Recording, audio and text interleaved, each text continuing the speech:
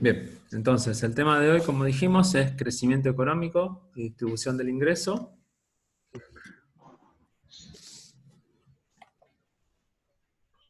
Nos vamos a ir haciendo algunas preguntas, por ejemplo, ¿de qué manera puede medirse la distribución del ingreso en una economía?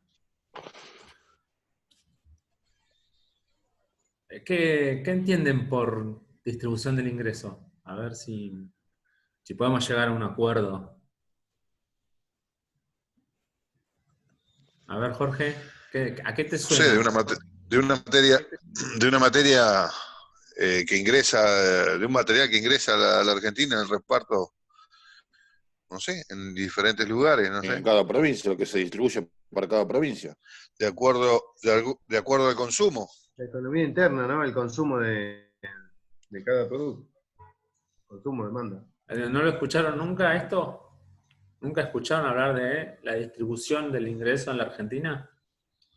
Si es Yo la verdad que no. equitativa, si es inequitativa, No, no. ¿no? No, la verdad que No la tengo no. muy La clara. distribución del ingreso tiene que ver con el Producto Bruto, ¿sí? El Producto Bruto Interno. El Producto Bruto Interno determina cuál es el ingreso de toda la población. A ver, en términos generales, no es un dato exacto, ¿sí? ¿Cuál es el problema de esa distribución de ingresos? Que por lo general en nuestro país se da la característica de que no es equitativa. Es decir, Jorge no gana de lo que se produce en Argentina lo mismo que gano yo, o lo mismo que gana Mauro, o lo mismo que gana Martín, o lo mismo que... O sea, todos ganamos distinto, a todos nos llega de una manera distinta ese ingreso. ¿Cómo está medido el ingreso? Recuerden que el Producto Bruto Interno era la sumatoria entre el consumo, la inversión, el gasto público o el consumo público del Estado, las exportaciones, y a todo eso se le descuentan las importaciones. Si nosotros dividiéramos ese resultado final por cada uno de los habitantes de nuestro país, ahí podemos comparar si estamos por debajo o estamos por encima de lo que nos correspondería, ¿sí? Ahora resulta que hay algunos que ganan mucho de esa torta, supongamos que el Producto Bruto es una torta, y unos que ganan mucho y otros que ganan muy poco en comparación con los que ganan mucho. Entonces, ahí, en función de si son muchos los de arriba o son muchos los de abajo, podemos decir que son muchos los que se quedan con mucha parte de la torta, o son pocos, o son pocos, o son muchos, perdón, los que se quedan con una pequeña parte de la torta. Ahora igual más adelante lo vamos a ver con más claridad. Pero entonces, la distribución del ingreso lo podemos definir como la manera en que se reparten los recursos materiales fruto de la actividad económica de los distintos estratos socioeconómicos. ¿Sí? Es decir, cómo todas las clases sociales reciben parte de lo que se produce. ¿Sí? Entonces ahí vamos a poder decir que es equitativa o es inequitativa. Hay tres formas de verlo, ¿sí? Hay una forma funcional, una forma personal y una forma espacial. ¿Sí? Hay alguien más que está grabando. No sé, a mí me sale también lo mismo, cada 2 por 3, Entonces, no sé por qué. se estudia como el ingreso total que se divide entre los distintos factores productivos. Es decir, quiénes, ya sea el trabajo, o los dueños del capital, o los dueños de la tierra, o de la infraestructura productiva de nuestro país, se lleva ese ingreso en mayor cuantía. En términos personales, se estudia la forma como el ingreso total es distribuido entre los individuos u hogares de la sociedad. Y esto es lo que yo les decía hoy. La diferencia entre lo que se lleva Jorge, Mauro, Martín o yo, ¿sí? De todo lo que se produce en nuestro país. Y en lo espacial tiene que ver con las regiones. Es decir, qué región en nuestro país se lleva más parte de lo que se produce. ¿Sí?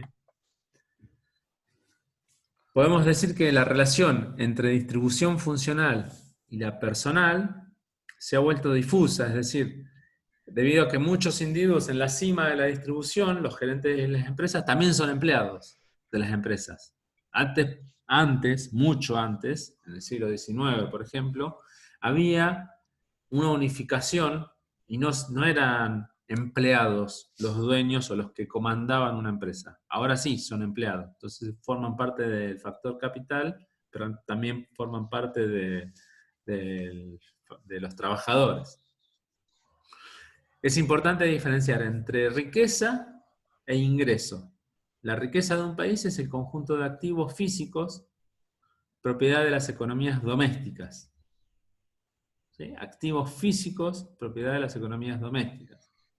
El ingreso de un país en un periodo determinado es el producto de la utilización de los recursos productivos durante ese periodo. La diferencia entre riqueza e ingreso no es lo mismo decir que yo poseo una determinada cantidad de bienes y eso me pone en un lugar de ser rico o ser pobre, distinto a si obtengo ingreso producto de lo que valga la redundancia, produce en nuestro país. ¿Sí? Son cosas distintas, porque yo podría estar recibiendo como parte del Estado, parte de ese consumo, ¿sí? Es decir, el Estado me contrata a mí por lo que yo produzco, pero al mismo tiempo no necesariamente soy rico, ¿sí? Porque no adquiero bienes que me ponen en una situación de riqueza. Y por último, la distribución del ingreso no solo será resultado de los ingresos libremente obtenidos por los factores productivos, sino que también depende de la intervención del sector público mediante el establecimiento, por ejemplo, de impuestos o subvenciones. ¿Para qué funciona el Estado muchas veces? Para regular. ¿Sí? Hay una escuela clásica en Francia, que es la regulacionista, que establece que el Estado tiene que ver también con Este los... profesor no fue ninguno, ¿no? ¿Cómo? De esto de acá a Argentina no fue ninguno Sí, por allá. sí, porque miren, ahora van a escuchar y van a ver que puede ser que sí. Supongamos que los marineros ganan mucha plata y los que trabajan en la tierra ganan mucho menos, ¿sí? En la misma actividad productiva que sería la industria del pescado. Entonces, como ganan mucha plata y el Estado quiere intervenir en esa economía, dice, bueno, a los marineros les voy a cobrar un impuesto por subirse al barco o por producir. O a las empresas le cobro ese impuesto. Entonces las empresas no estarían dispuestos a pagar salarios tan altos. ¿Para qué se cobra ese impuesto? Y para que el Estado les entregue un subsidio a las empresas que están en tierra para que le puedan pagar salarios más altos a los que trabajan en tierra. Esa regulación que hace el Estado mediante impuestos a una rama y subsidios a la otra rama es la regulación que tiene el Estado para poder intervenir. ¿Sí? Es una forma de mirar la economía. ¿Sí? Esto de la regulación que puede generar el Estado para estimular una industria o desestimular una rama de esa industria. ¿Sí? Por eso te digo que a veces pareciera que no, pero sí, está interviniendo el Estado. ¿Sí? Pero acá en Argentina somos, a donde más pagamos impuestos, acá es. No, De todo tipo de impuestos. Hay países que pagan más impuestos que nosotros. no, Jorge. ¿Y cuánto cobran? No, Jorge. Lo mismo, a veces menos. En Alemania pagan mucho más los ciudadanos comunes, ¿no? Los trabajadores, independientemente de que son empresarios o que sean trabajadores, pagan mucho más impuestos que en Argentina. Lo que pasa que en Argentina muchas veces el problema que estamos teniendo, por eso siempre está en revisión el sistema tributario, es que una persona paga 2 veces los mismos impuestos. Entonces hay una superposición de impuestos. Pero a pesar de eso, no somos de los países que más pagamos impuestos. Si quieren después les busco... No te vas a Alemania, andá a Perú, a Chile. Pagan También, más bueno. impuestos que nosotros. Vos imaginate que en Chile vos pagás un impuesto para los servicios públicos, entre ellos la educación, y además tenés que pagar, porque la Para educación, la si bien salud. es estatal, no es gratuita. También tenés que No, pagar la cuota de las universidades, ¿sí? Si querés ir a una universidad. Lo pagás a través de tus impuestos el, y el, después pagás la cuota.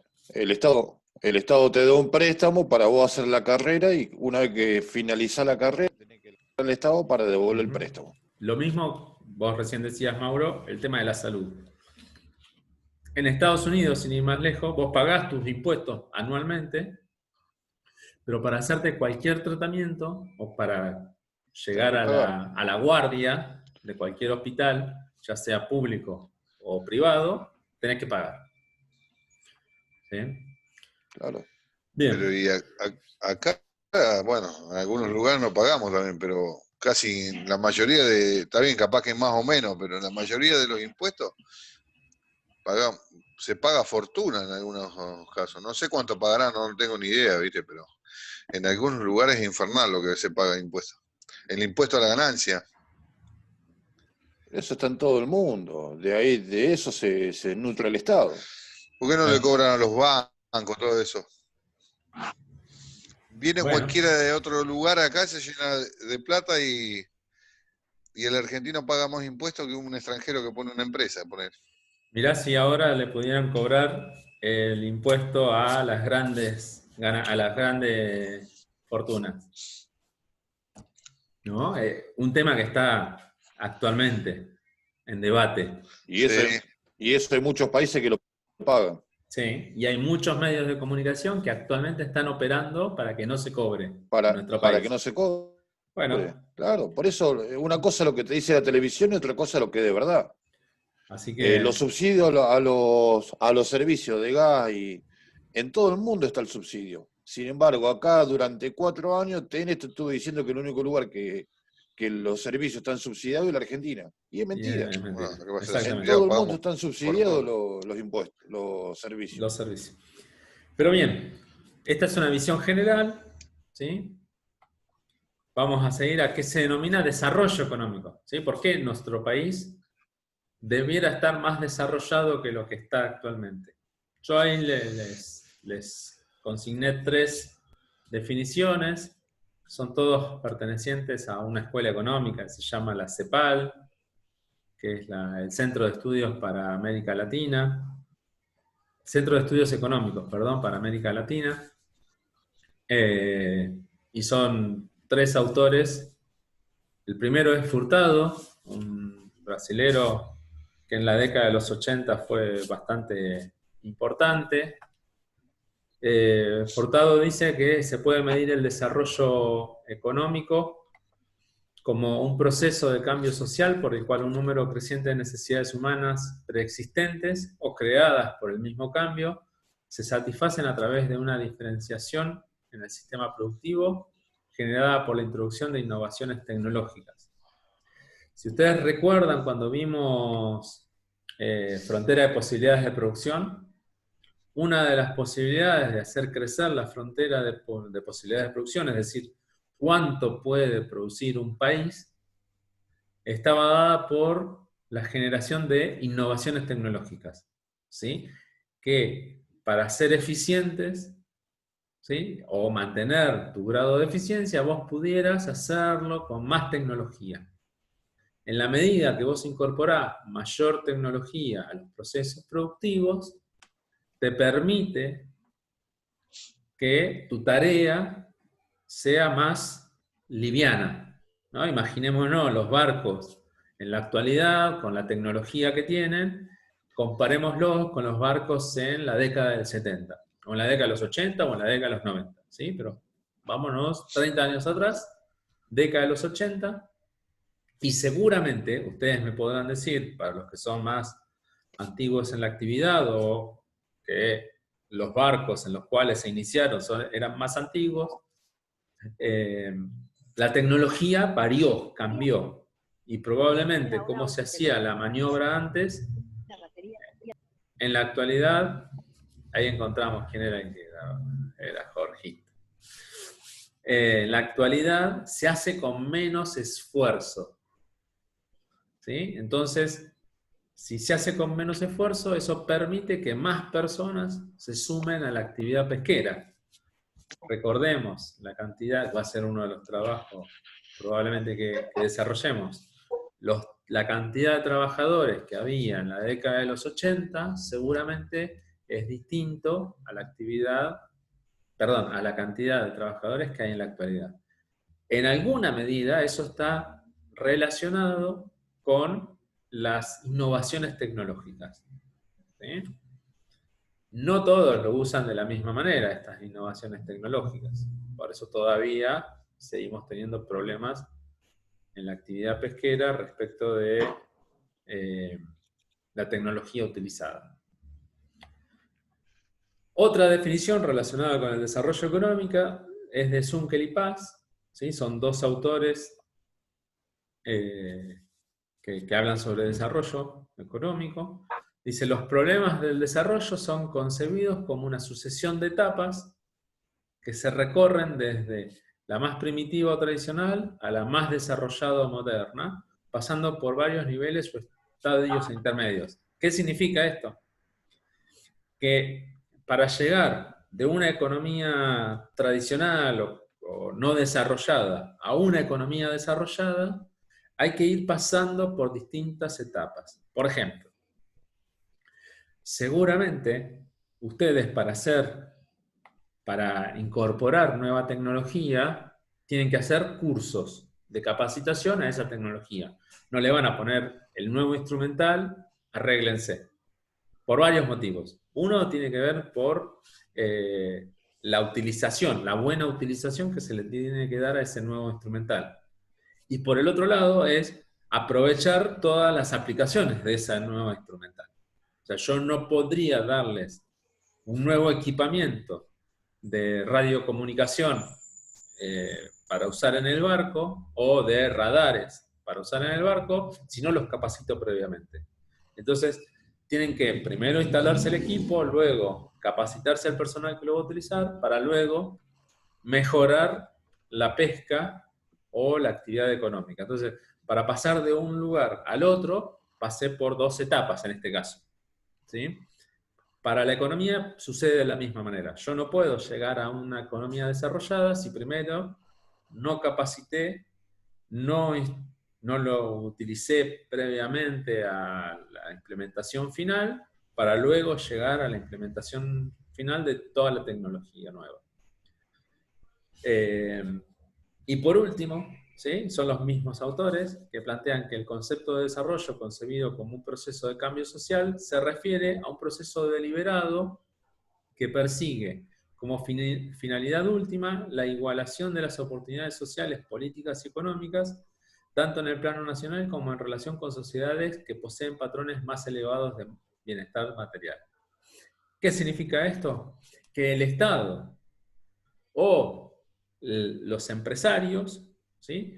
Tienen que tener un objetivo final para desarrollar la economía. Si no existe ese objetivo final, estamos en una economía estancada, ¿sí? Que no tiene actividad, que no tiene crecimiento y que no va a tener desarrollo.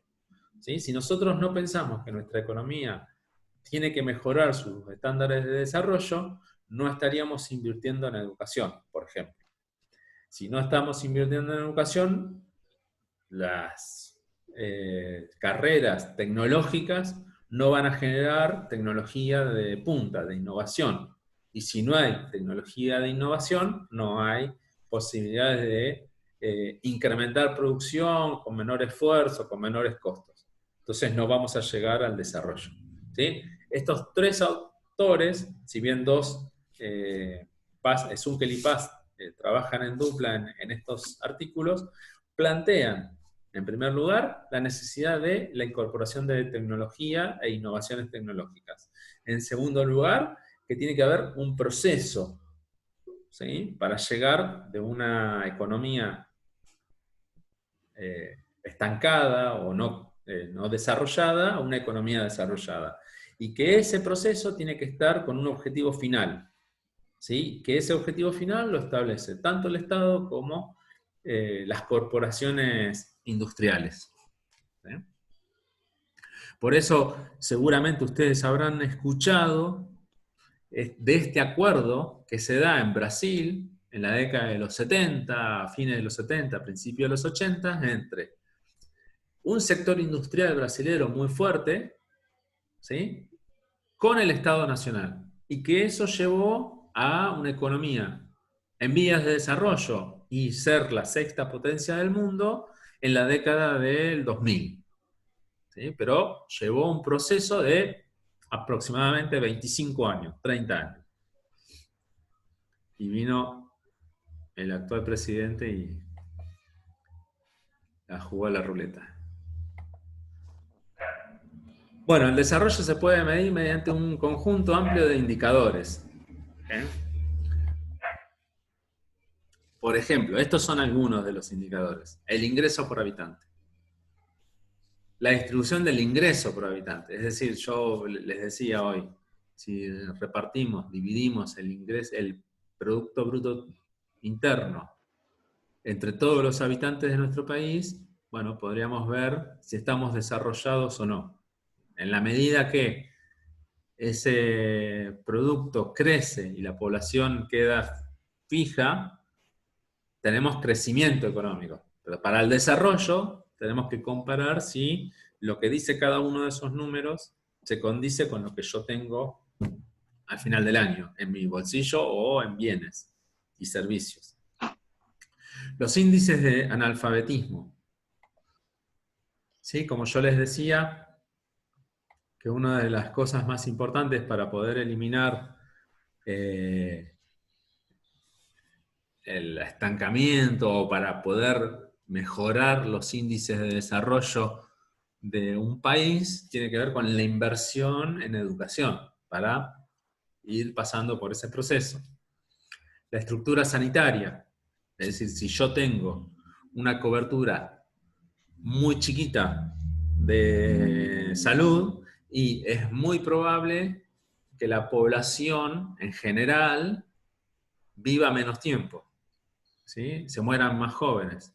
Bueno, esto también tiene que ver con la falta de desarrollo de una economía, ¿sí? Porque el Estado no se puede hacer cargo porque no hay capacidad de pagar impuestos, o las empresas no se pueden hacer cargo porque no hay capacidad individualmente de ir y pagar por ese servicio sanitario. Bueno, la tasa de ahorro por habitante, la tasa de desempleo y el índice de desarrollo humano. Este índice de desarrollo humano contempla 3 variables, ¿sí? La esperanza de vida, los años promedio de escolaridad y el ingreso por habitante. Yo les voy a mostrar un grafiquito, ¿sí? Nosotros ahí vemos arriba vemos el índice de desarrollo humano que contemplaba estas 3 cosas, ¿sí? La distribución, la esperanza de vida, los índices de educación y ¿cuál era la otra? Y el ingreso por habitante, ¿sí? Y abajo lo que sería el coeficiente de Gini. El coeficiente de Gini es del ingreso total, cuáles son los estratos sociales que más se llevan de ese ingreso total. Entonces van a poder ver que arriba los países con mayor desarrollo humano son los que están en verde más oscuro. Estados Unidos, Canadá. Se podría decir que Europa occidental, ¿sí? Después, en un segundo nivel, están los de verde más clarito. Europa Occidental y Japón, ¿sí? De este otro lado. Japón y Hong Kong. Y con un verde un poquito más clarito sería el segundo nivel, y ahí están México, Cuba, Panamá, Europa Oriental. Y de América del Sur están Argentina, Chile y Uruguay. Bueno, los que peor están son los de rojo. Y muchos se encuentran en África. Muy bien. Eso es desarrollo humano. Ahora, si ven abajo, ustedes pueden decir, bueno, hay mucha gente que se lleva casi toda la porción del ingreso, es decir, todo lo que se produce se lo lleva mucha gente, entonces casi no existen pobres, entonces está concentrada en mucha población lo que se produce, y ahí encontramos a Canadá, en el gráfico de abajo, los de azul más oscuro, Canadá, Rusia, casi todo Asia, podríamos decir, pero Asia más al norte, algunos países de Europa, ¿sí? Y los países nórdicos en su totalidad.